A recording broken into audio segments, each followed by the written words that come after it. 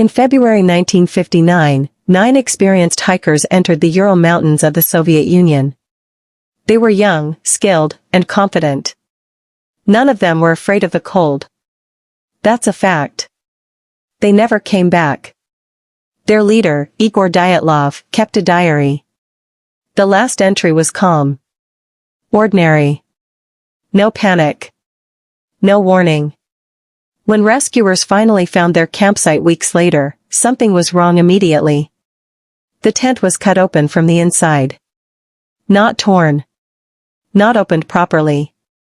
Slashed. As if whoever was inside didn't have time to escape.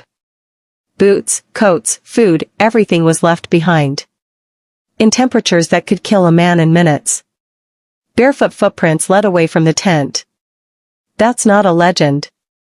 Investigators photographed them. The bodies were scattered across the snow. 2 were found near a tree, wearing almost nothing, their hands burned, as if they'd tried to climb it desperately. Another 3 collapsed between the tree and the tent, frozen mid-escape.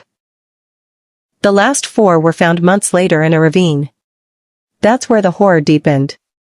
One had a crushed skull. Another had shattered ribs, injuries compared to a car crash, yet their skin showed no external wounds. One woman was missing her tongue and eyes. Official explanation? Compelling natural force. No further details. But here's the part that still chills investigators. Some of the clothing found on the bodies contained abnormally high radiation levels. And witnesses from nearby villages reported seeing orange lights floating in the sky that night. Military tests? Avalanches? Infrasound causing panic? Each theory explains one detail, and fails the rest. Why cut the tent? Why run barefoot into death? Why injuries without impact? Why radiation? The mountain where they died had a name given by the local Mansi people long before 1959. Kholat Syakhl. Mountain of the Dead. The Soviet government sealed the case. Files were classified.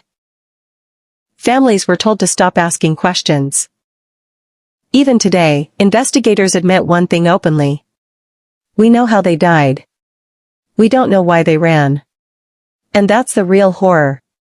Because whatever terrified 9 trained hikers enough to flee into a frozen night was never found. Never named. And may still be up there. Waiting.